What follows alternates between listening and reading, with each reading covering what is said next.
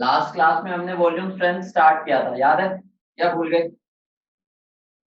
Last class में हमने volume strength start किया था, याद है भूल गए?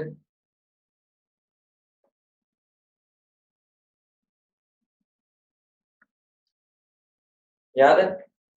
सुनो भाई यार, टेस्ट कैसा हुआ तुम्हारा? टेस्ट टेस्ट कैसा हुआ?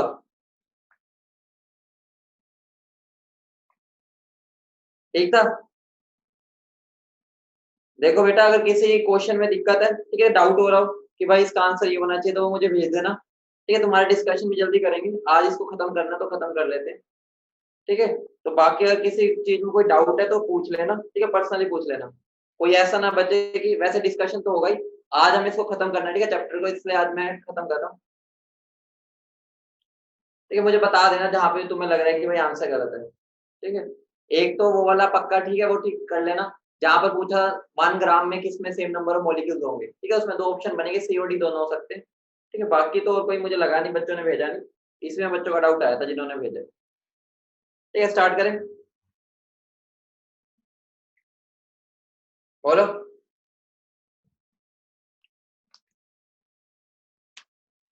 चलो भाई स्टार्ट करते हैं, सब ध्यान से देखना।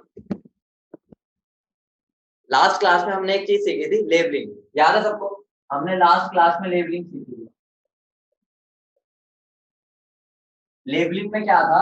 अगर लिखा हुआ है कभी भी वी वॉल्यूम लिखा हुआ है, वी वॉल्यूम, ठीक है, अगर कभी भी तुम्हें लिख दिया वी वॉल्यूम H2O2, तो उसको हमें क्या पढ़ना है? उसका मतलब क्या होता है?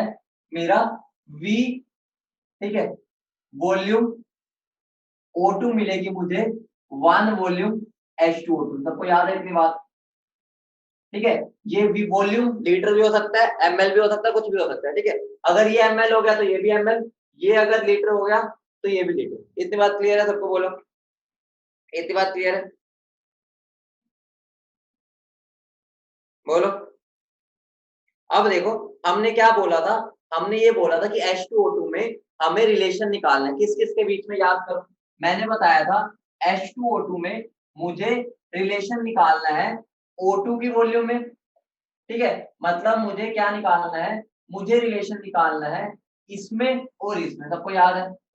इसमें रिलेशन निकालना है और इसमें रिलेशन निकालना है। फटाफट इसको खत्म करते हैं, ज्यादा बड़ा टॉपिक नहीं है। ठीक है, फटाफट इसको, छोटा सा टॉपिक है, वॉल्यूम वाला भी होता है, उसको आगे करेंगे। ठीक है, ये भी हम ज्यादा डीप में नहीं जाएंगे अभी, क्योंकि पहले नॉर्मेलिटी हो जाएगा तो बेटर रहेगा ये। ठीक है, तो इसको भी डीप में नहीं, बस एक बार समझ लेंगे कि है क्या ये। ठीक है, तो इसके ज्यादा डीप में नहीं जाऊंगा। मुझे बताओ, अगर मैं बोल रहा हूँ ये 1 लीटर है, कितना? ये 1 लीटर। ठीक है, मुझे बताओ इसका 1 लीटर मुझे कितने वॉल्यूम देता था? इसकी जल्दी बोलो, इसे कितने वॉल्यूम देता था? बोलो, कितने वॉल्यूम? अभी हमने ऊपर ही लिखा हुआ है, सॉरी यहाँ पर 1 आएगा। ठीक है, यहाँ 1 कर देना, यहाँ 1। ठीक है, मुझे बताओ यहाँ पर अगर इसका 1 लीटर होगा तो इसका कितनी वॉल्यूम मिलेगी? जल्दी बोलो, जल्दी। 1 लीटर H2O2 से कितनी वॉल्यूम मिलती थी इसकी? बेटा याद करो, याद करो। यहाँ पर मैं स्टोक्योमेट्री से नहीं खेल रहा। यहाँ पर अभी हमने यही चीज देखी है कि अगर इसका 1 लीटर है, ठीक है, तो इसकी मुझे 20 लीटर मिलेगा। याद है? बोलो हाँ या ना।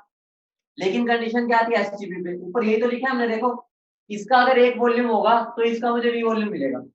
हम यहाँ पर दोनों की वॉल्यूम के बीच में रिलेशन निकाल रहे हैं। ठीक है, मोल्स की बात नहीं होनी है। समझ रहे हो? बोलो हाँ या ना। बोलो, क्लियर है? क्योंकि हम स्टोक्योमेट्री से इन दोनों की वॉल्यूम रिलेट ही नहीं कर सकते। समझ रहे हो? ये मेरा एक्वस है और ये गैस है, दोनों की मैं वॉल्यूम रिलेट नहीं कर सकता। लेकिन मैंने अभी ऊपर ये सीखा है कि अगर इसका 1 लीटर है, इसका भी वॉल्यूम मिलेगा, लेकिन कंडीशन क्या एसटीपी होनी चाहिए। बोलो हाँ या ना। बोलो। अब मुझे बताओ, लेकिन अगर मैं बात करूं इस 20 लीटर में कितने मोल्स होंगे? मोल्स का फॉर्मूला तो वही रहेगा। अगर मैं number of moles of O2 निकालना चाहूं तो वो कितना आएगा? जल्दी बोलो। मैं ये लिख सकता हूँ, given volume divide by molar volume. Given volume क्या है यहाँ पर? V। बोलो। और मोलर वॉल्यूम क्या है यहाँ पर? मोलर वॉल्यूम 22.7 या 22.4, वो डिपेंड करेगा। ठीक है, मैं समझा दूंगा दोनों बात, हम दोनों लेके चल सकते हैं। बोलो, इतनी बात क्लियर है? ठीक है, मैंने यहाँ पर इन दोनों के बीच में रिलेशन निकाला लेबलिंग से। अब वॉल्यूम का मोल से रिश्ता क्या होता है वो हमने सीख रखा है, वो रिश्ता हमने यहाँ पर देख लिया। बोलो, क्लियर है इतनी बात? बोलो, बोलो। अब मुझे बताओ, अगर मैं लिखना चाहूं इसका जो हाफ मोल है, ध्यान से समझना, अगर मेरा इसका हाफ मोल O2 होता है, वो मुझे 1 मोल H2O2 से मिलता है। बोलो हाँ या ना। मैं मोल्स को तो रिलेट कर ही सकता हूँ, वॉल्यूम को नहीं कर सकता था, मोल तो रिलेट कर सकता हूँ क्योंकि हमने पढ़ रखा है गैस के हो चाहे लिक्विड के हो, मोल्स तो हम रिलेट कर सकते हैं। बोलो इतनी बात क्लियर है? बोलो इतनी बात क्लियर है? बोलो। ठीक है, मुझे बताओ अगर मैंने इसका 1 मोल ले लिया O2 का, तो यहाँ क्या आ जाएगा बोलो? कितने मोल? बोलो। यहाँ 2 मोल आ जाएंगे, बोलो हाँ या ना? ठीक है, अब मुझे बताओ अगर मैंने इतने मोल्स ले लिए, कितने इतने, अगर मैंने इतने मोल्स ले लिए, ठीक है, अभी मैं इसको Vm ही रख रहा हूँ, ठीक है, इसको भी मैं जनरल Vm ही रख रहा हूँ, ठीक है, मैंने अब इसको Vm ही रख दिया। अगर मैंने इतने मोल्स ले लिए O2 के, तो मुझे बताओ कितने मोल्स H2O2 के लेने पड़ेंगे, जल्दी बोलो। बोलो क्या आ जाएगा? बोलो 2 इंटू वी बाई Vm, बोलो हाँ या ना? बोलो, ये मेरे मोल्स आ गए। समझ रहे हो इतनी बात? बोलो। ठीक है, अब मुझे बताओ मेरे सॉल्यूशन में मोलैरिटी का फॉर्मूला क्या होता है? मेरा मोलैरिटी यहाँ पर लिख रहा हूँ, ठीक है, मेरा मोलैरिटी होता है moles by volume in litres. ठीक है, मोल्स कितने हैं यहाँ पर मेरे? 2v by Vm divide by volume कितनी है? 1 लीटर, बोलो हाँ या ना? हमने 1 लीटर लिया, बोलो। बोलो, तो मेरा क्या बन जाएगा? मेरा ये बन जाएगा 2v बाय Vm मोलर। बोलो समझ गए सब? बोलो इतनी बात सबको क्लियर है? डेरिवेशन पर ध्यान नहीं देना, समझना था। एंड में जो भी छोटा सा फॉर्मूला बना ना ये, इस पर बस ध्यान देना है। बोलो क्लियर है? रिपीट कर देता हूँ पूरे, लेकिन ध्यान रखो ये डेरिवेशन है इस फॉर्मूले की, तुम्हारे को जरूरत ही नहीं है इस डेरिवेशन की, बस एक बार सिखाना था कि हम क्या करना चाह रहे हैं, क्योंकि इंपॉर्टेंट चीज है, बच्चों के ऊपर से जाता है वॉल्यूम स्ट्रेंथ। बहुत सिंपल चीज होती है, यहाँ पर बहुत आसानी से क्वेश्चन कर सकते हो, बस पहले एक बार डेरिवेशन को समझ लो, उसके बाद ही हमें बस ये फॉर्मूला यूज करना है। अभी सिखाऊंगा कैसे करना। दोबारा बता देता हूँ, मैंने तुम्हें वॉल्यूम स्ट्रेंथ पढ़ाते टाइम क्या बताया था? एक बात बताई थी मैंने, याद करो, कि मुझे इसके अंदर इसके बीच में और इसके बीच में रिलेशन निकालना है। बोलो इतनी बात याद है?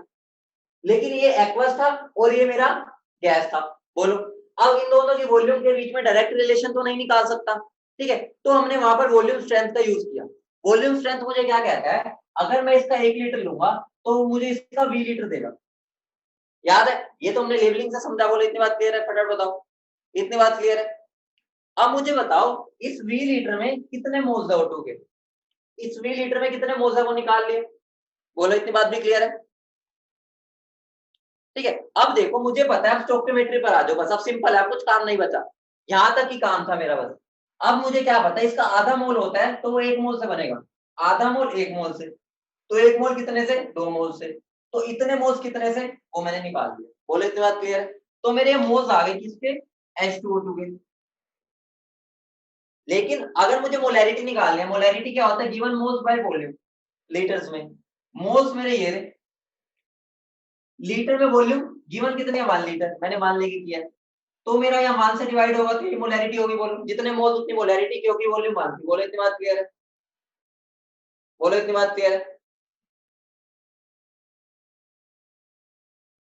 ठीक है, अब अगर इतनी बात नोट कर लिया है तो हमारा एक फॉर्मूला बन गया मोलैरिटी का। सुनो, अब मैं यहीं पर ही लिख देता हूँ दोनों बातों को, ठीक है। अब एक बात ध्यान से सुनो, ये नोट कर लिया? पहले ये बता दो, इतना नोट कर लिया सबने?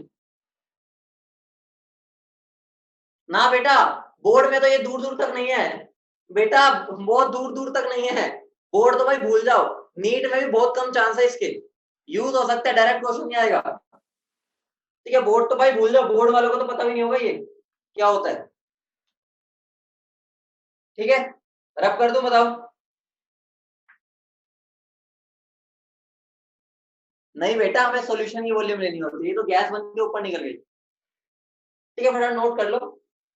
अगर डेरिवेशन नहीं करोगे ना तो तुम्हें फील नहीं आएगा समझने के लिए, ठीक है, तो समझना इस चीज को, इंपॉर्टेंट चीज है। ठीक है, कर दो रब? बताओ।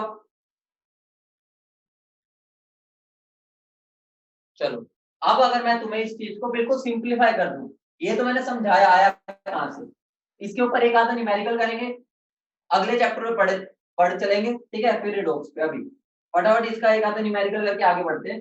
समझो इस बात को जो मैं बोलना चाह रहा हूँ, बच्चों को ये टॉपिक बहुत मुश्किल लगता है, बहुत मुश्किल नहीं है, सिंपल है, बस समझना था, इससे मैंने डेरिवेशन करवाई।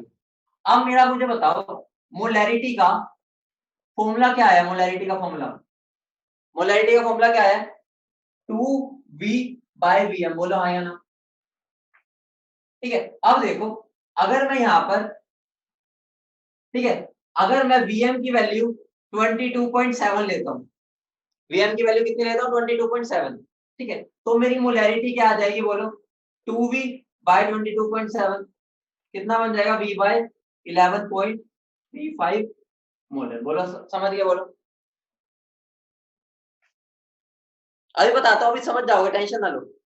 अगर मैं Vm की वैल्यू लेता हूँ 22.4, तो मुझे बताओ तो मेरी मोलैरिटी क्या हो जाएगी? 2V/22.4, तो क्या बन जाएगा? V/11.2। बोलो इतनी बात क्लियर है? तो ध्यान रखना, अगर तुम्हारे एग्जाम में आता है, फाइनल एग्जाम में, जो भी मेंस का या नीट का जो भी तुम एग्जाम दे रहे हो उसमें आता है, तो वहां पर एसटीपी की कंडीशन तुम्हें पता यही रहती है, सबको पता है ना? तो तुम्हारा वही बात आ जाएगी, अगर डिविजिबल जिससे हो रहा होगा वही देख लेना, अगर ये इसका मल्टीपल है तो ये ले लेना, अगर ये इसका मल्टीपल है तो ये ले लेना। बोलो इतनी बात क्लियर है? बोलो इतनी बात क्लियर है? ठीक है, अब सुनो, अब ध्यान से सुनना। अब मान लो एग्जाम्पल के थ्रू समझाता हूँ, एग्जाम्पल के थ्रू। अगर मैं बोल रहा हूँ, मेरा है 5 वॉल्यूम H2O2, 5 वॉल्यूम H2O2। ध्यान से सुनना, ध्यान से समझो। अगर ये 5 वॉल्यूम H2O2 है, तो मुझे अगर मोलैरिटी निकालनी है, ध्यान रखना ये जो मोलैरिटी आई है ना, मोलैरिटी ये H2O2 की आई है, ठीक है? और ये V क्या है? V यही है, ये है V, समझ रहे हो? कुछ भी नहीं है, V यही है। अब मुझे बताओ, अगर मुझे मोलैरिटी निकालनी है H2O2 की, तो मुझे क्या कर देना है? उसने कितनी वॉल्यूम दी? ओ मुझे पता चलेगा 5 वॉल्यूम है, ठीक है? तो मैं यहाँ पर क्या कर दूंगा? 5, ठीक है, डिवाइड बाय क्या कर दूंगा? ये जो भी ले लो 11.2, ज्यादातर बुक्स के अंदर इससे आंसर आएगा, ठीक है? तो मैं इसलिए जनरल ये ले रहा हूँ। तो मेरी मोलैरिटी ऑफ H2O2 क्या आ गया? ये आंसर। समझ रहे हो? क्वेश्चन क्या आ जाएगा? मेरा 5 वॉल्यूम H2O2 है, उसकी मोलैरिटी बताओ, H2O2 सॉल्यूशन की मोलैरिटी बताओ। तो कुछ भी नहीं करना, इसकी वैल्यू बस यहाँ पुट कर देनी है, बस सिंपल सी चीज है। तुम्हारे पेपर में ऐसे ही क्वेश्चन आते हैं, अगर देखो, अगर जनरल आ रहे हैं, हाई लेवल वाले तो भी कराऊंगा। समझ रहे हो? बोलो बोलो, क्लियर है?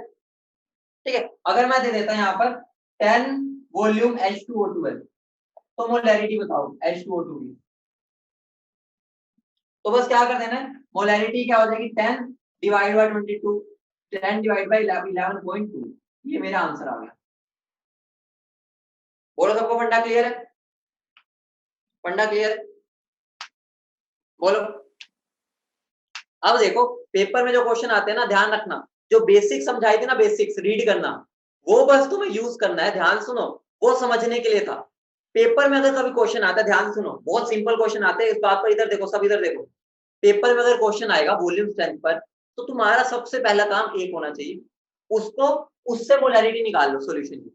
समझ रहे हो? दोबारा बोल रहा हूँ, पेपर में कभी भी वॉल्यूम स्ट्रेंथ का क्वेश्चन आता है, सबसे पहले वॉल्यूम स्ट्रेंथ को यूज करके मोलैरिटी निकाल लो सॉल्यूशन की। अब मुझे बताओ, अगर मुझे मोलैरिटी पता चल गई, याद करो, सुनो सुनो सुनो भाई, इधर देखो, अगर मुझे मोलैरिटी पता चल गई सॉल्यूशन की, क्या मैं मोलैरिटी निकाल सकता हूँ? बोलो, क्या मैं मोलैरिटी निकाल सकता हूँ? क्या मैं मास बाय मास परसेंट निकाल सकता हूँ? क्या मैं मोल फ्रैक्शन निकाल सकता हूँ? ऑब्वियस सी बात है, मुझे तो मोलैरिटी अगर मिल गई, तो मैं सारे रिलेशंस यूज करके इंटर कन्वर्ट तो कर ही सकता हूँ ना। मतलब क्या होगा? वॉल्यूम स्ट्रेंथ तुम्हारा बस इनडायरेक्टली एक स्टेप और बढ़ा देगा। वो स्टेप क्या होगा? वॉल्यूम स्ट्रेंथ से मोलैरिटी निकालना, बस। समझ रहे हो? बोलो बोलो, क्लियर है? ठीक है, अब एक क्वेश्चन करते हैं, इस पे ध्यान से देखना, क्वेश्चन करते हैं। नोट कर लिया सबने? नोट कर लिया? चलो देखो, कंसेप्ट बहुत इजी है, इसके अंदर फॉर्मूले बेस्ड ही क्वेश्चन करना ज्यादा बेटर रहेगा, ठीक है? उसके डीप मीनिंग में मत जाना, क्योंकि डीप मीनिंग दिक्कत दे देता है। कंसेप्चुअली समझ लिया, एंड में फॉर्मूला यूज करना, ठीक है? समझना इसलिए जरूरी है, कई बार कंसेप्चुअल क्वेश्चन आ जाते हैं, जैसे रीड करना जो मैंने सिखाया। क्वेश्चन देखो,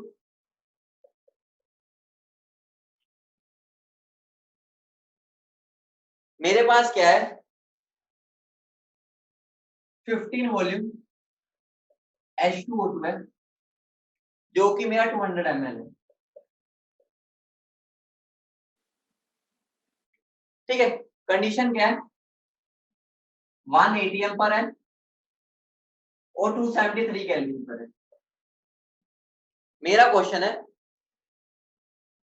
find maximum volume of O2 that can be obtained. इस क्वेश्चन को एक बार ट्राई करो। पहले मुझे बताओ सबसे बाण इलाज क्या है, बाण इलाज बताओ फटाफट। मुझे सबसे पहले क्या निकालना चाहिए, जल्दी बोलो। सबसे पहले मैं क्या निकालूंगा, बोलो, मोलैरिटी। याद है ना, तो सबसे पहले तो आंखें बंद करके मोलैरिटी निकाल लो। अगर मुझे 1 atm और 273 दे दिया, मतलब ओल्ड वाली कंडीशन दे रहा, बोलो हाँ या ना। ठीक है, तो मोलैरिटी क्या हो जाएगी, V by 11.2। इतनी बात क्लियर है पहले। ठीक है, तो मेरा क्या बन गया, V की वैल्यू पुट कर दो, कितनी गिवन है 15 डिवाइड बाय 11.2। बोलो इतनी बात क्लियर है। तो ये मेरी मोलैरिटी आ गई। सोल्व मत करो, एंड में करेंगे सीधा एक ही बार में। सबको इतना स्टेप क्लियर है कि मैंने मोलैरिटी निकाल दी। बोलो, अब क्वेश्चन सिंपल है, बस मोलैरिटी तक का काम था। अब मुझे कुछ भी नहीं करना। अब मेरे से उसने पूछा है कितनी मैं O2 निकाल सकता हूँ, कितनी O2 निकाल सकता हूँ। अब मुझे सिंपल अपना दिमाग ही लगाना है और कुछ है ही नहीं। मुझे पता है H2O2 जब टूटता है तो इतने में टूटता है, बोलो हाँ, इतने में टूटता है, बोलो। मुझे बताओ, अगर ये मुझसे बोला कितनी मैं O2 निकाल सकता हूँ, मुझे बताओ अगर ये इसका 1 मोल होता है तो इसका कितना मोल मिलता है मुझे, बोलो आया ना।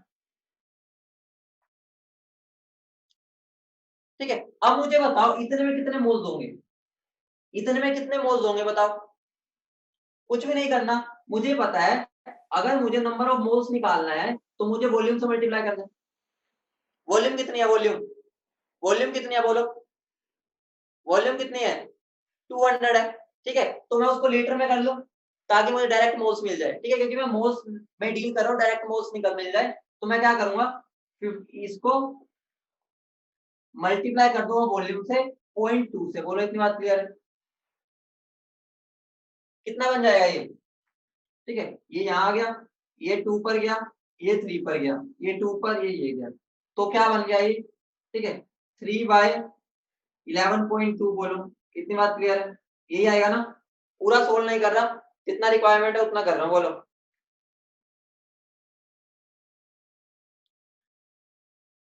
ठीक है, बस अब यहाँ पर इसकी वैल्यू पुट कर दो। 1 मोल से इतना, तो 3/11.2 मोल से कितना मिलेगा, बोलो। 1 से इतना तो 3 से कितना मिलेगा, बोलो 1/2 इंटू 3 इंटू 11.2 मोल। बोलो आया ना। पूछा क्या उसने, वॉल्यूम, वॉल्यूम पूछा तो मैं इसको मल्टीप्लाई किससे कर दूंगा, Vm से, मतलब 22.4 से, जो यहाँ मेरा मल्टीप्लाई करके आंसर आ गया लीटर से। बोलो सबको फंडा क्लियर है, क्या किया मैंने, सबको फंडा क्लियर है क्या किया। बेटा ये अपने आप डिवाइड करो, तुम इसको छोड़ो, तुम अपना दिमाग लगाओ, मेरी कैलकुलेशन मत देखो। कैलकुलेशन अपने दिमाग से क्या करो। दोबारा रिपीट कर देता हूँ, ध्यान से देखो। मुझे पूछा था उसने कितनी मैं O2 निकाल सकता हूँ, क्या पूछा था, कितनी O2 निकल सकती है। ठीक है, दोबारा रिपीट कर रहा हूँ, सब ध्यान से देखो, इंपॉर्टेंट कंसेप्ट है, एक बार टाइम लगता है समझने में। अगर मुझे देखना है कितनी O2 निकल सकती है तो सीधी सी बात है, उल्टा चलता हूँ। मुझे एक रिएक्शन पता है, बोलो हाँ या ना। रिएक्शन ये सबको याद है, बोलो इतनी रिएक्शन सबको याद है। ठीक है, अब मैं क्या बोल रहा हूँ, 1 मोल से आधा मोल मिलता है, बोलो हाँ या ना। 1 मोल से आधा मिलता है। अब मुझे पता करना है कि इतने में कितने मोल्स हैं। क्या पता करना है मुझे, इतने में कितने मोल्स है, ताकि मैं यहाँ पर पुट कर सकूं। इतनी बात क्लियर है, बोलो।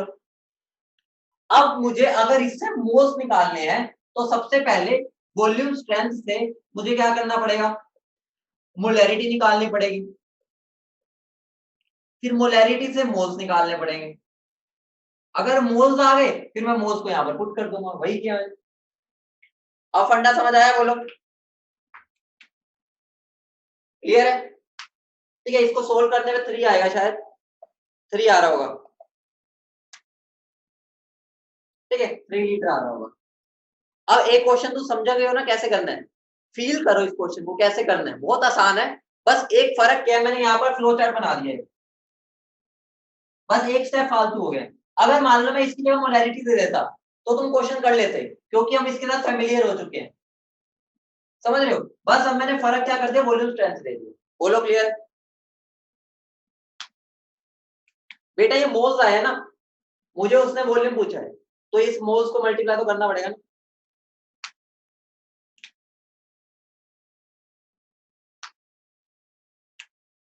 बेटा मोलैरिटी से मोल्स कैसे है, भूल गए क्या, पढ़ के नहीं आते क्या। मोलैरिटी का फॉर्मूला क्या होता है, number of moles by volume in litre.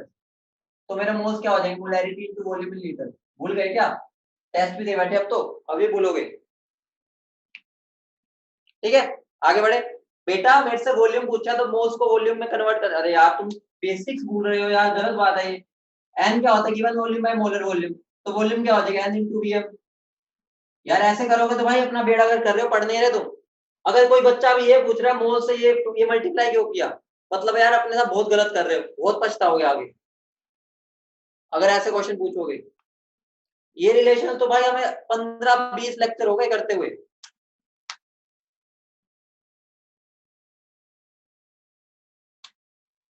ठीक है, आगे बढ़े।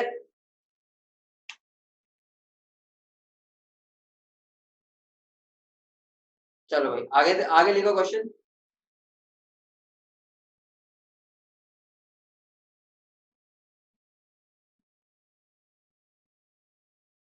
मनन आज ऐसे मतलब कर सकता है, कोई दिक्कत नहीं है, बहुत अच्छी बात है अगर आप और मेथड्स निकाल रहे हो। मुझे कंसेप्ट सिखाना है ताकि वो हर जगह लग सके। ठीक है, अभी मैं शॉर्टकट्स में नहीं जा रहा, क्योंकि ये इंपॉर्टेंट कंसेप्ट है, शॉर्टकट में चला गया तो तुम्हें दिक्कत हो जाएगी। एक और क्वेश्चन करता हूँ फिर हम आगे बढ़ते हैं। एक क्वेश्चन है, मैंने तुम्हें फ्लो चार्ट बनवा दिया कैसे करना है। क्वेश्चन है, लिखो। मेरे पास क्या है, 22.4 वॉल्यूम H2O2 है, ठीक है, 2 लीटर। 1 बार,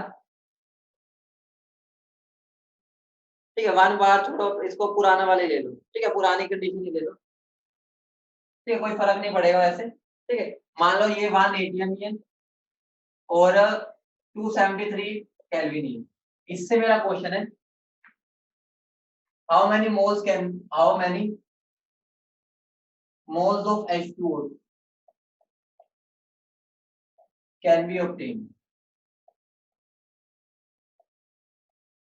सिंपल क्वेश्चन है, मैंने बस थोड़ा सा फर्क डाल दिया इस क्वेश्चन को कर दो, फिर आगे बढ़ते हैं।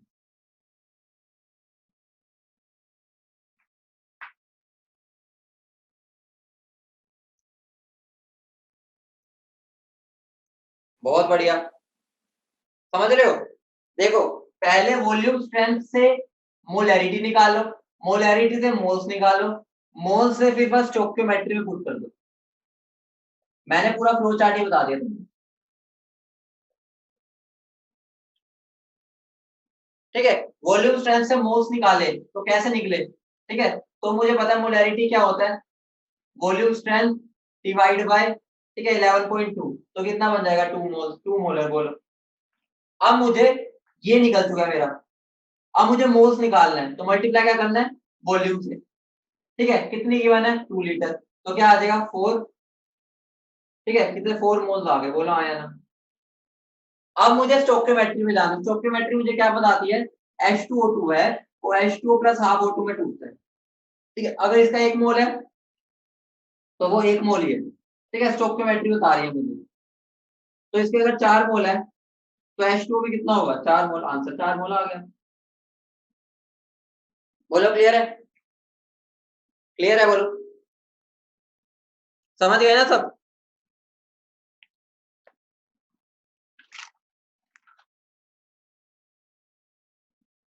ठीक है आगे बढ़े, अब तो समझ गए ना। इसके और बहुत अच्छे अच्छे क्वेश्चन हो रहे हैं, वो भी नहीं करा रहा, ठीक है जब नॉर्मेलिटी करा दूंगा फिर कराऊंगा। ठीक है, अभी नहीं जा रहा उन पे, वो फिर अभी नॉर्मेलिटी नहीं पता ना तुम्हें, तो उसके बाद कराऊंगा। ठीक है, तो अभी मैं ये 2 क्वेश्चन ही बहुत है अभी। ठीक है, अगर तुमने ये भी समझ लिया तो इससे ऊपर वैसे आते नहीं है। ठीक है, एडवांस में आते हैं इससे ऊपर अगर आएगा। ठीक है, नीट में तो बहुत कम ही चांस है, ठीक है वैसे तो है भी नहीं, डायरेक्टली तो है भी नहीं। मेंस में भी अगर आए, एडवांस में इसके ऊपर बहुत अच्छे क्वेश्चन आते हैं, उनको बाद में। हाँ बेटा शाइनस, ये सिर्फ फॉर्मूला H2O2 के लिए है, और कहीं ना लगा देना, और कहीं पर ना लगा देना, ये सुन रहे हो। अब अपने मेन पर आते हैं, ठीक है। अब तुम इसको अगली हेडिंग भी डाल सकते हो, चाहे चैप्टर नंबर अलग कर दो उसको, ठीक है। मतलब हमारा रिडोक्स चैप्टर स्टार्ट हो रहा है ऐसा भी मान सकते हैं, ठीक है, या स्टोइकियोमेट्री पार्ट 2 बोल सकते हो इसको, ठीक है। हर बुक में अलग अलग लिखा होता है, तो तुम इसको रिडोक्स बोल लो या सेम चैप्टर मान लो, तुम्हारी मर्जी है, ठीक है। मैं स्टार्ट कर रहा हूँ नॉर्मैलिटी। जिनको लग रहा है कि बहुत लंबा चैप्टर हो गया, वो इसको चैप्टर 2 नंबर स्टार्ट कर सकते हैं, ठीक है। दिल की तसल्ली चाहिए, हमें तो वैसे भी एक ही लेके चलना है, ठीक है। तो हमारा चैप्टर पिछला खत्म, अगला ही स्टार्ट हो गया ऐसा मान लो। बेटा ये एनसीईआरटी का 8th 7th 8th चैप्टर है रिडॉक्स रिएक्शन, ठीक है। क्योंकि ये दोनों एक दूसरे के भाई भाई होते हैं, तो हम एक ही बार में खत्म कर लेते हैं, क्योंकि इसमें भी वही चीज है, थोड़ा सा एडवांस हो जाता है थोड़ा, ठीक है। तो ध्यान से देखना, अब ध्यान से देखो। मुझे बताओ, नॉर्मेलिटी मैंने पहले नाम बोला था, याद करो, कंसंट्रेशन टर्म्स में मैंने बताया था, एक कंसंट्रेशन टर्म है ये, जो कि टेम्परेचर डिपेंडेंट है, बोलो हाँ या ना। ये वाली बात सबको पता है, ये टेम्परेचर डिपेंडेंट होता है। अब देखो ध्यान से सुनना, मैं यहां पर लिखने जा रहा हूं नॉर्मेलिटी का फॉर्मूला। नॉर्मेलिटी होती क्या है पहले वो समझा, ठीक है। नॉर्मेलिटी क्या है, ध्यान से सुनना, नंबर ऑफ ग्राम इक्विवेलेंस, पहले लिख लो फिर समझाता हूं, उल्टा चलूंगा इसमें मैं। Number of gram equivalence of solute present in 1 litre of solution. अब बात आती है, यहां पर एक टर्म आ गई नंबर ऑफ ग्राम इक्विवेलेंस, ये क्या भला है, आइए ये क्या भला देखते हैं। नंबर ऑफ ग्राम इक्विवेलेंस,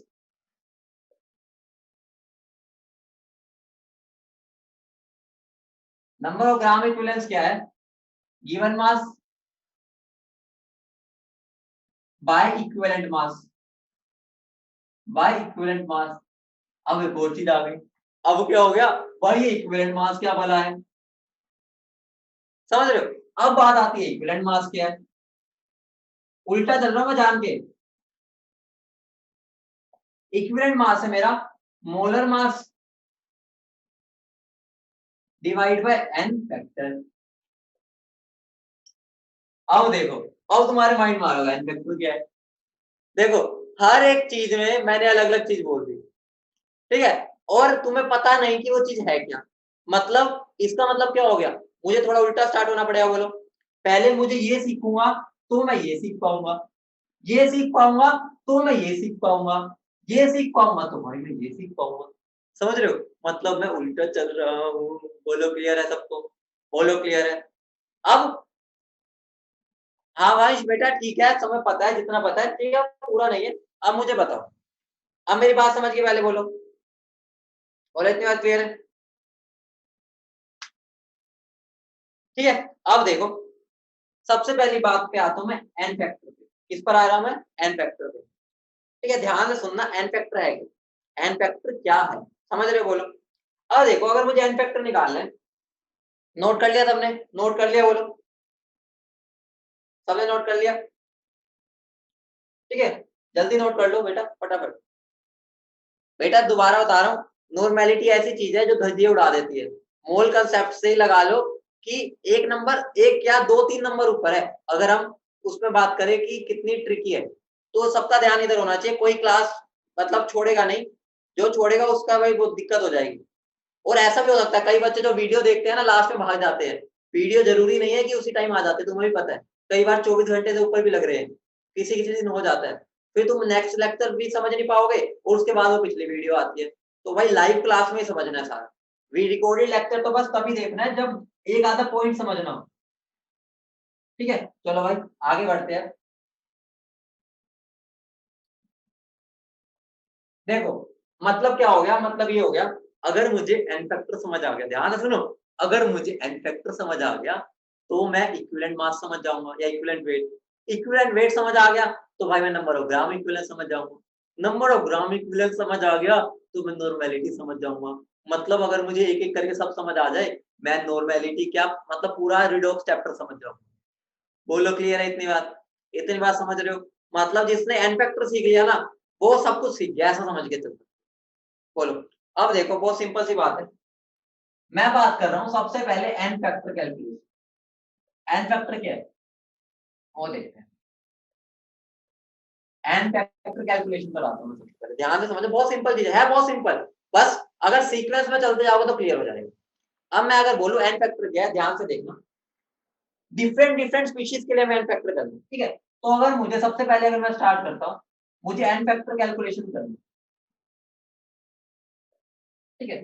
सबसे पहले मैं, ठीक है, अगर मैं बात करूंगा, सबसे पहले अगर मैं बात करूं तो मैं एलिमेंट्स के लिए बात करता हूं, ठीक है, या एलिमेंट्स के लिए अगर मैं बात करता हूं, उसके बाद मैं आयंस के लिए बात करूंगा, उसके बाद एसिड्स और बेसिस के लिए बात करूंगा, उसके बाद सोल्ट्स के लिए बात करूंगा, और लास्ट में मैं रिडॉक्स रिएक्शंस के लिए बात करूंगा। बोलो, इतनी बात क्लियर है? बोलो। फॉर एग्जाम्पल, सबसे पहले मैं स्टार्ट करूं एलिमेंट्स के लिए, किसके लिए? एलिमेंट्स के लिए, ठीक है। मुझे बताओ, एलिमेंट्स के लिए जो एन फैक्टर होगा ना, वो उसकी वैलेंसी के बराबर होगा, किसके बराबर? वैलेंसी। वैलेंसी समझते हैं ना सब, 9th 10th में पढ़ा होता है, क्या होता है, कितने इलेक्ट्रॉन्स चाहिए उसको अपना ऑक्टेट पूरा करने के लिए। बोलो, क्लियर है? या डुप्लेट। मुझे बताओ, इस हिसाब से मुझे बता दो हाइड्रोजन का एन फैक्टर क्या होगा, हाइड्रोजन का, जल्दी बोलो। 1, क्योंकि उसको 1 ही चाहिए, ठीक है। अब मुझे बताओ क्लोरीन का एन फैक्टर क्या होगा? 2। 2, वही 1 है।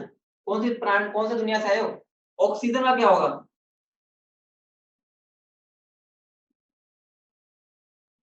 2 होगा। बोलो,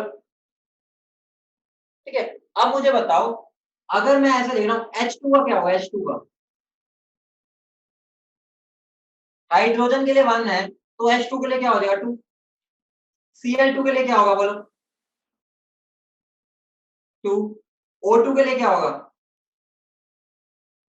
एक ऑक्सीजन के लिए 2 है, तो उसके लिए क्या हो जाएगा? 4। ये वेरी वेरी इंपॉर्टेंट, ये वेरी वेरी वेरी इंपॉर्टेंट चीज है, पूरे 11 12 में काम आती रहेगी ये वाली बात है, ध्यान में। बोलो, इतनी बात क्लियर है? ठीक है, सबके एलिमेंट्स की जितनी वैलेंसी होगी, बोलो क्लियर है? जैसे मैं एल्यूमिनियम बोल दूं, ठीक है, जैसे एल्यूमिनियम, एल्यूमिनियम का क्या हो जाएगा? बोलो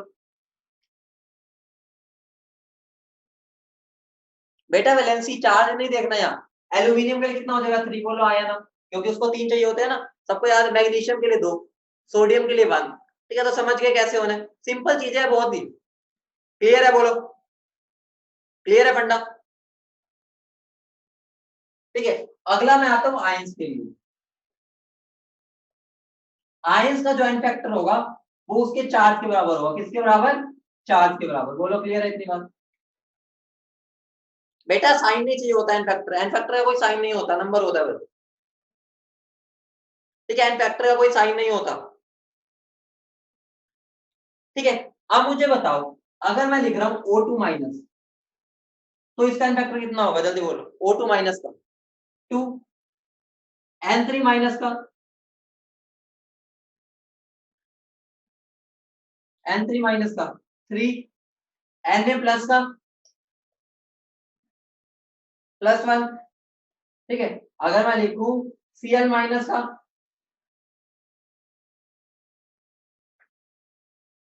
अगर मैं लिख दूं SO4 2 माइनस का, तो क्या हो जाएगा? 2। ध्यान रखना, यहां पर मैं पूरे इसका एन फैक्टर बता रहा हूं, ठीक है। यहाँ पर ये ना बोलना है किसका एन फैक्टर है, ये पूरे मॉलिक्यूल का एन फैक्टर है, पूरे आयन का, समझ रहे हो? यहाँ सल्फर का नहीं है, पूरे का है। क्लियर है इतनी बात? अगर मैं लिख दूं PO4 3 माइनस, इसका एन फैक्टर बोलो। 3, बहुत बढ़िया, ठीक है। अगर मैं लिख दूं NO3 माइनस, इसका एन फैक्टर,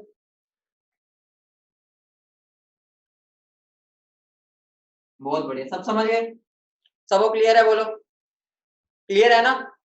सिंपल सिंपल चीज है, लेकिन समझना ज्यादा जरूरी है इसमें, ठीक है, इसलिए मैं ज्यादा एग्जांपल्स करा रहा हूँ। इतना सब समझ गए? बोलो, अगले बार चले। बेटा वो चार्ज गिवन होगा, उसकी टेंशन ना लो, जो मैं लिखवा रहा हूँ बस उतना ध्यान रखो कि वो डी ब्लॉक वाले में ऐसे नहीं घुसता, ठीक है। बोलो बोलो, इतनी बात क्लियर है? ठीक है, आगे बढ़े। अगला कौन आएगा? अगला, अगली लाइन में कौन है? एसिड बेसिस बोलो। एसिड बेस से पहले, ठीक है, सोल्ट पे कर लेते हैं क्योंकि सोल्ट इनका भाई है, ठीक है, सोल्ट इनका भाई है, तो मैं थर्ड नंबर पे सोल्ट कर रहा हूँ, ठीक है, सोल्ट क्योंकि इनका भाई है तो इसको ही रख लेते हैं पहले, ठीक है। मुझे बताओ सोल्ट का मतलब क्या होता है? जब एक एसिड और एक बेस मिलते हैं, बोलो हाँ या ना। सोल्ट क्या है? जब एक एसिड और एक बेस मिलते हैं, ठीक है। अब इसका इफेक्टर क्या होगा? मुझे बताओ, एक सोल्ट में जितना पॉजिटिव चार्ज होता है उतना नेगेटिव चार्ज होता है, बोलो इतना बताओ। एक सोल्ट में जितना पॉजिटिव होता है उतना नेगेटिव होता है, तो मैं क्या बोल सकता हूँ इफेक्टर कितना होगा? ठीक है, मैग्नीट्यूड ऑफ पॉजिटिव चार्ज और नेगेटिव चार्ज। रीजन क्या है? क्योंकि हमेशा पॉजिटिव और नेगेटिव बराबर होगा तो ही तो सोल्ट बना है, ठीक है। एग्जांपल देखो, अगर मैं NaCl लिख रहा हूं, मुझे बताओ Na पे कितना चार्ज है? +1। Cl पे कितना है? -1। तो इसमें टोटल पॉजिटिव चार्ज कितना है? Total +1, total negative charge -1। तो एन फैक्टर कितना हो जाएगा इसका, बोलो एन फैक्टर बताओ। बेटा ऐड नहीं करना, ऐड नहीं करना, सिर्फ मैग्नीट्यूड बताना है, या पॉजिटिव उठा लो या नेगेटिव उठा लो, ठीक है। तो मेरा +1 होगा, बोलो। टोटल नहीं करना, ऐड नहीं करना, मैंने प्लस थोड़ी लिखा है, मैंने बोला टोटल पॉजिटिव या टोटल नेगेटिव ना। साइन नहीं, साइन नहीं बेटा, साइन नहीं। अब देखो, अगर मेरा है MgCl2, मुझे बताओ इस पे ओवरऑल चार्ज कितना है? देखो अगर मैं इसको ब्रेक करता हूं तो Mg2+ में टूटेगा और 2Cl- में। टोटल पॉजिटिव चार्ज कितना है? 2+ है, बोलो। टोटल नेगेटिव चार्ज कितना है? टोटल नेगेटिव चार्ज भी 2 नेगेटिव है, समझ रहे हो? देखो, एक क्लोरीन पे नेगेटिव है तो दो क्लोरीन पे कितना होगा? 2 नेगेटिव। टोटल पॉजिटिव और टोटल नेगेटिव बराबर है, तो एन फैक्टर क्या हो जाएगा? जल्दी बोलो। 2। मुझे बताओ MgSO4 में कितना होगा? जल्दी बोलो। MgSO4 किसमें टूटता है? ये Mg2+ और SO4 2-, सबको पता है। तो एन फैक्टर कितना हो जाएगा? 2। क्लियर है? बोलो इतनी बात, ठीक है। अब मुझे बताओ Al2SO4 3, इसका एन फैक्टर कितना होगा? इसका एन फैक्टर कितना होगा? बेटा गलती कर रहे हो, गलत गलत, बहुत बढ़िया। भाई थोड़ा सोचो, देखो अगर मैं इसको ब्रेक करता हूँ, मुझे मिलेगा दो तो एल्यूमिनियम मिलेंगे 3+ वाले। कैसे करते हैं बता रखा है मैंने, देखो जो यहाँ पर है वो इसका चार्ज होगा, ठीक है, और जो यहाँ पर है वो उसका नंबर होगा, ठीक है। तो अब यहाँ सल्फेट का नंबर कितना होगा? 3, और चार्ज कितना होगा? 2-। समझ रहे हो ना? जो इसके पैर में है वो उसका नंबर, जो दूसरे के पैर में है वो उसका चार्ज। समझ रहे हो? बोलो। जो अपने पैर में वो मेरा नंबर है, जो दूसरे के पैर में वो मेरा चार्ज। टोटल पॉजिटिव चार्ज कितना देखो, 3 × 2 होगा, टोटल 6 होगा, बोलो। एक पर 3+ है तो दो पर कितना होगा? 6। एक पर 2 नेगेटिव है तो 3 पे कितना होगा? 6। तो एन फैक्टर कितना हो जाएगा? बोलो एन फैक्टर, जल्दी। एन फैक्टर क्या हो जाएगा? 6। बोलो क्लियर है सबको? सबको क्लियर है? बोलो, ठीक है। अब ये वाला बता दो मुझे, K2SO4 dot Al2SO4 thrice dot 24H2, इसका टोटल एन फैक्टर बता दो। इसका एन फैक्टर ध्यान से देखो, टोटल पॉजिटिव चार्ज कितना है? टोटल पॉजिटिव चार्ज कितना है? बोलो।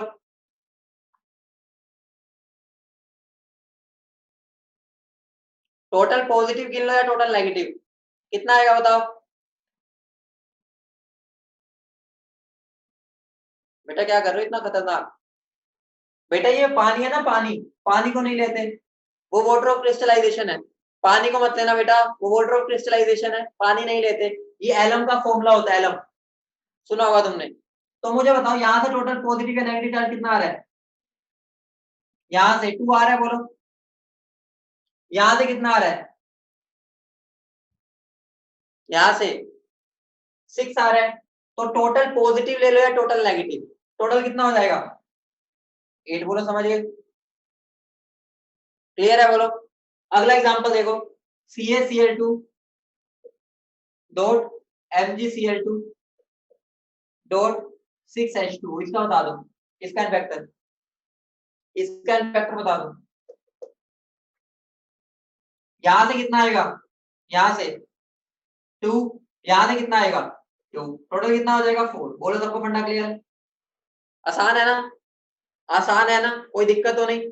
अभी तक आसान है, धीरे धीरे मुश्किल होगा, तो इसलिए बिल्कुल अपने रेगुलरिटी बना के रखना। बोलो समझ रहे हो? जिसने रेगुलरिटी बना ली, समझ जाओ कि भाई वो पक्का क्रैक कर सकता है। जो इस टाइम पर हाथ छोड़ देगा, ठीक है, मतलब उम्मीद छोड़ देगा भाई, वो उसके तो हो नहीं पाएगा। समझ रहे हो? बोलो आगे बढ़े।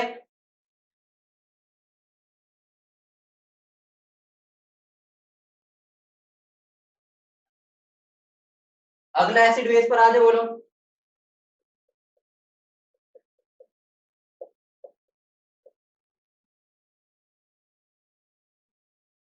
ठीक है, एसिड बेस पर आ जाए।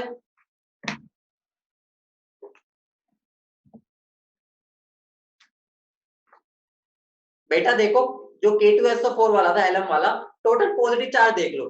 K2SO4 से टोटल पॉजिटिव कितना आएगा 2, और Al2SO4 थ्राइस से टोटल कितना आएगा 6। तो दोनों को ऐड कर दो बस, समझ रहे हो? या टोटल नेगेटिव निकाल लो, वो भी 6 8 ही आएगा। 2 + 6 8 हो जाएगा। क्लियर है? बोलो।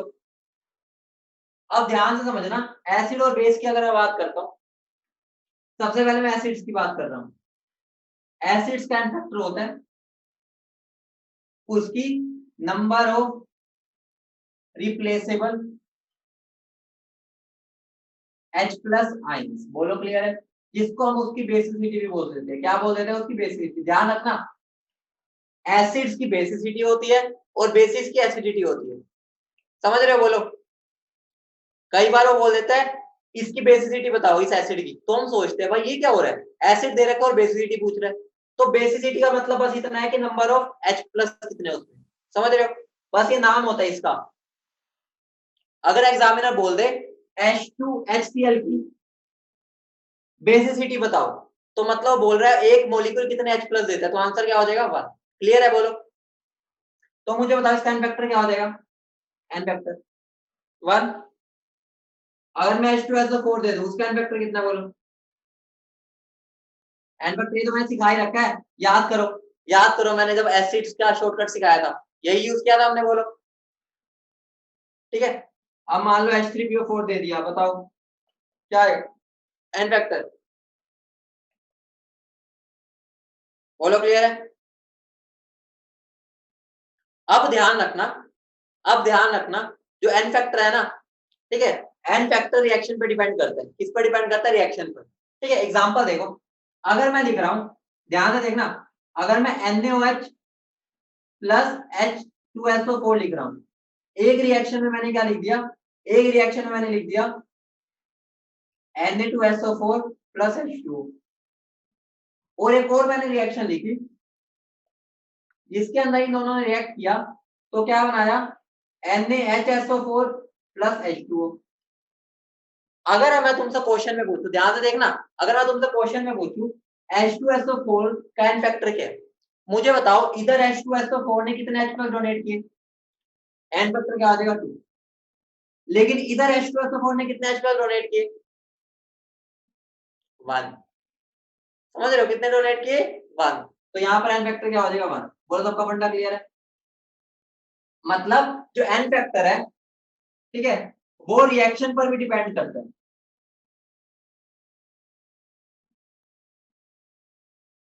अब बात है कि सर हमें कैसे पता चलेगा वो एक ले रहे हैं 2। आंसर है, आंसर है, आंसर है, ध्यान से सुनो। अगर मेरा एक एसिड सिंपली दे रखा है, तो हमें डायरेक्ट ले लेना वो कितने H+ दे सकता है। ठीक है, लेकिन अगर वो एक रिएक्शन दे रहा है, तो रिएक्शन में देखो कितने H+ वो डोनेट कर रहे हैं। यहाँ पर देखो H2SO4 ने दोनों के दोनों H+ डोनेट कर दिए, दोनों उसने Na से शादी कर ली। लेकिन इस केस में H2SO4 ने एक H+ नहीं दिया। हमारे यहाँ पर क्या होता था, कितने H+ को रिप्लेस किया गया, यहाँ पर क्या दोनों H+ रिप्लेस हुए? बोलो, क्या यहाँ पर दोनों H+ रिप्लेस हुए? नहीं, आंसर है नो, बिल्कुल नहीं। यहाँ पर एक ही H+ रिप्लेस हुआ है, तो इसका एन फैक्टर क्या हो जाएगा 1। समझ रहे हो? बोलो बोलो, क्लियर है? बोलो फंडा क्लियर है?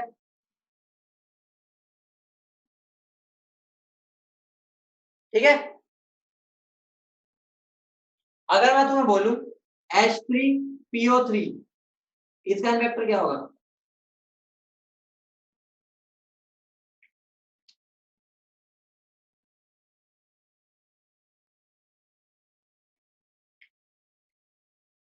मुझे एक बात बताओ, मुझे एक बात बताओ, सुनो ध्यान से सुनो, क्या हर एक हाइड्रोजन एसिडिक होता है? क्या आपने कभी सुना है कि जो हाइड्रोजन दिखे निकाल दो? एसिडिक हाइड्रोजन वही होता है जब वो इलेक्ट्रोनेगेटिव एलिमेंट से लगा हो, जैसे ऑक्सीजन, जैसे नाइट्रोजन, जैसे फ्लोरीन। समझ रहे हो? मतलब तुम्हें ये मान के चलना है अभी के लिए कि हाइड्रोजन जो ऑक्सीजन से लगाओ, ठीक है, जो मेरा हाइड्रोजन या तो ऑक्सीजन से लगाओ या फ्लोरीन से या नाइट्रोजन, वही मेरा हाइड्रोजन एसिडिक होता है। क्या होता है मेरा? एसिडिक। अगर मैं H3PO4 का स्ट्रक्चर बनाता हूं तो देखना, अगर मैं H3PO4 का स्ट्रक्चर बनाता हूं ऐसा होता है। अब तुम्हारे माइंड में ये भी आएगा, हमें कैसे समझ आएगा? बेटा एक ऐसी शॉर्ट ट्रिक बताऊंगा ना, ऐसी शॉर्ट ट्रिक, तुम्हें नाम बनाने है फिर मैं नाम बदल देना। मतलब इतनी तगड़ी ट्रिक बताऊंगा इनके स्ट्रक्चर बनाने की, 100% है, कोई स्ट्रक्चर नहीं होगा जो नहीं छूटेगा तुमसे। इतनी बढ़िया ट्रिक होगी, थोड़ा सा वेट करना पड़ेगा। ठीक है, मैं इसी चैप्टर में बता दूंगा। वैसे केमिकल बॉन्डिंग में पढ़ना होता है, लेकिन हम इसी में इतना स्ट्रॉन्ग कर लेंगे वो पॉइंट कि केमिकल बॉन्डिंग में हम फर आंसर देंगे। समझ रहे हो? अब देखो यहाँ पर मुझे बताओ कितने H प्लस O से जुड़े हुए हैं? कितने H प्लस O से जुड़े हुए हैं? 1, 2 और 3। लेकिन अगर मैं, ये तो मेरा इसका स्ट्रक्चर है, अगर मैं इसका स्ट्रक्चर बनाऊं तो इसका स्ट्रक्चर होता ही, ठीक है, इसका स्ट्रक्चर क्या होता है? मुझे बताओ कितने हाइड्रोजन ऑक्सीजन के साथ जुड़े हुए हैं? 2, एक ये। क्या ये एसिडिक हाइड्रोजन है? क्या ये एसिडिक हाइड्रोजन है? नहीं है। तो क्या मैं इसको इन्फेक्टर में लूंगा?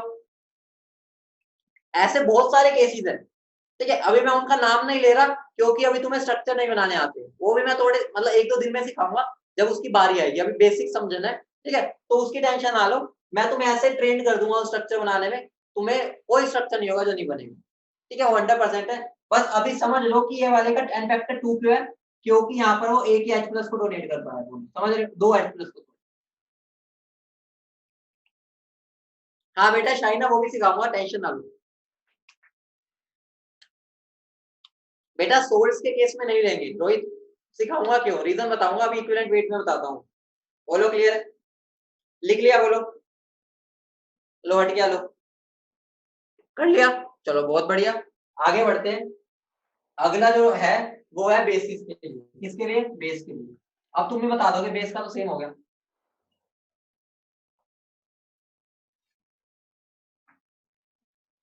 ठीक है, अगली मैं बात कर रहा हूँ बेस के लिए। अगर मैं बेसिस के लिए बात करूं, मुझे बताओ बेसिस का क्या हो जाएगा? नंबर ऑफ रिप्लेसेबल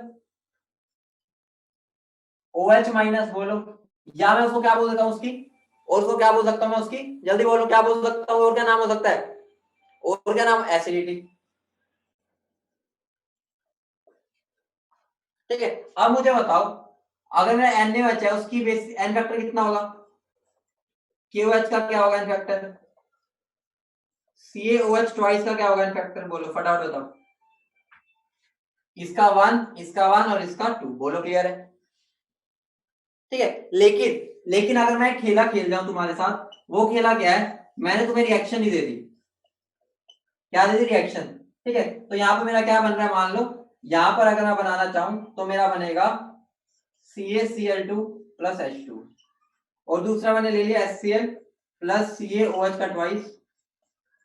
यहाँ पर क्या बन गया? HCaOH plus H2। मुझे बताओ यहाँ पर एन फैक्टर कितना और यहाँ पर कितना? ठीक है, सॉरी यहाँ पर वो आएगा। ठीक है, पहले यहाँ Cl आएगा। ठीक है, यहाँ एन फैक्टर कितना, यहाँ कितना है? ऊपर वाले में एन फैक्टर कितना है? 2, क्योंकि यहाँ पर दोनों H प्लस रिप्लेस हो गए। यहाँ पर क्या एन फैक्टर है? 1। रीजन क्या है? यहाँ पर एक ही OH रिप्लेस हुआ, एक तो वहीं का वहीं पड़ा है। बोलो समझ रहे हो? सिंपल है, बोलो बोलो क्लियर है? ठीक है, आगे बढ़े, नोट कर लो फटाफट।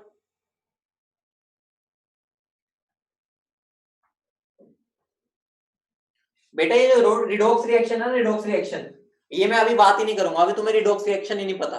ठीक है, तो अभी मैं रिडॉक्स रिएक्शन के लिए एन फैक्टर नहीं सिखा रहा निकालना, वो बाद में सिखाऊंगा। ठीक है, जब तुम्हें समझ आ जाएगा रिडॉक्स क्या होता है।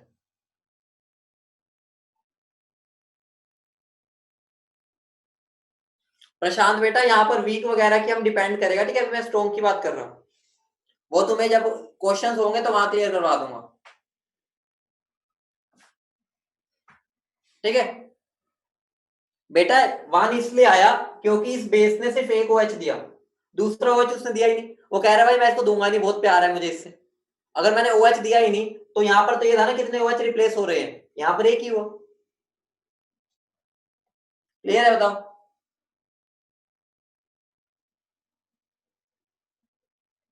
बोलो।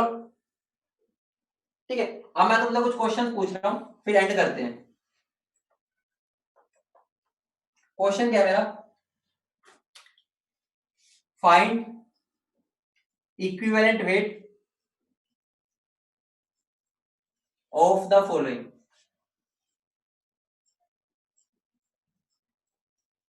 ठीक है, सबसे पहला HCl, दूसरा H2SO4, ठीक है, तीसरा Al2SO4 का थ्राइस, चौथा अगर मैं बात करता हूं, ठीक है, NaOH, पांचवा CaOH का ट्वाइस। ठीक है, मुझे बताओ इक्विवेलेंट वेट, अभी मैंने तुम्हें बताया था, मतलब तुम्हें नहीं पता, लेकिन इतना तुम्हें पता है, तुम्हें बस एन फैक्टर से डिवाइड करना है। मुझे बताओ इसका HCl का मोलर मास क्या होता है, molar mass by N factor, molar mass होता है 36.5, तो एन फैक्टर कितना है 1, तो क्या आ जाएगा 36.5। बोलो क्लियर, कल समझाऊंगा मतलब क्या इसका, हमें पेपर में वैसे मतलब यूज नहीं आएगा, लेकिन एक बार मैं समझाऊंगा मतलब इक्विवेलेंट वेट का मतलब क्या है, अभी बस समझो कि निकालना कैसे। ठीक है, अभी टाइम नहीं है समझाने का, इसलिए अभी निकलवाना सिखा रहा हूँ फटाफट। मुझे बताओ इसका कितना होगा, मोलर मास कितना होता है H2SO4 का, H2SO4 का मोलर मास कितना होता है बेटा बताओ, 98, तो 98/2 क्या हो जाएगा 49। बोलो क्लियर है। ठीक है, इसका इसका बताओ कितना होता है मोलर मास, इसका मोलर मास, चलो जो भी होता है वो निकाल लोगे, डिवाइड बाय किससे होगा, डिवाइड बता दो किससे होगा, डिवाइड किससे होगा ये बता दो बस, आंसर है 6 से। बोलो इसका डिवाइड बाय क्या होगा, मोलर मास 1, इसका इससे 2, और मुझे बता दो, ठीक है, और मुझे बता दो Al3 प्लस का, O2 का बता दो, Cl2 का बता दो, ठीक है, और Cl माइनस का बता दो। इसका क्या होगा, मोलर मास डिवाइड बाय 3 बोलो, ठीक है, तो कितना बन जाएगा वो 27/3, तो क्या आ जाएगा 9।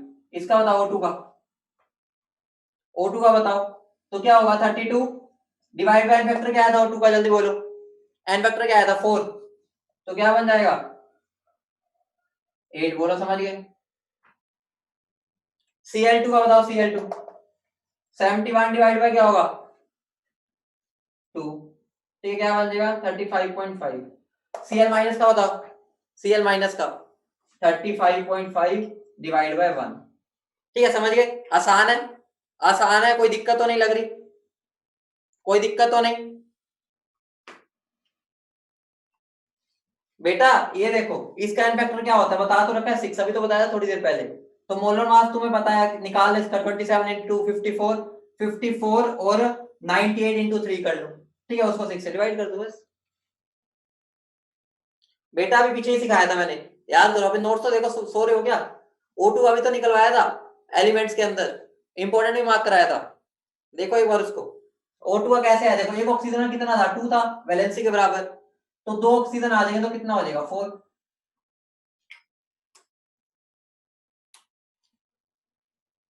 शाइना वो कल समझाऊंगा, ठीक है, आज टाइम नहीं था, क्योंकि अगर वो चीज समझाने में टाइम लगता है, इसलिए मैंने आज तुम्हें ये वाला पार्ट करा दिया ताकि कल ना कराना पड़े। कल मैं इसका मतलब सिग्निफिकेंस समझाता हूँ, फिजिकल सिग्निफिकेंस। ये कल फिजिकल सिग्निफिकेंस समझाऊंगा। आज तो बस मैं तुम्हें निकालना सिखाया, और तुम्हारा ये लगा लो पेपर में क्या तुम्हें निकालना ही सीखना है मेन। तो वो वाली चीज अगर मैं नहीं भी बताऊंगा तो समझ सकते हो, जरूरत ही नहीं है, लेकिन मैं फिर भी एक बार कल तुम्हें 5 मिनट पहले बताऊंगा, ठीक है। हाँ बेटा, नॉन मेडिकल की बुकलेट में वो चैप्टर स्टोइकोमेट्री 2 के नाम से है, ठीक है। ऐसे अलग से क्वेश्चन नहीं मिलेंगे, वो मैं दे दूंगा। हाँ, अब ऐसे तुम्हारा ग्राम इक्विवेलेंस भी निकल जाएगा। हाँ जी विपिन, यस, चलो ठीक है, बाकी फिर करते हैं।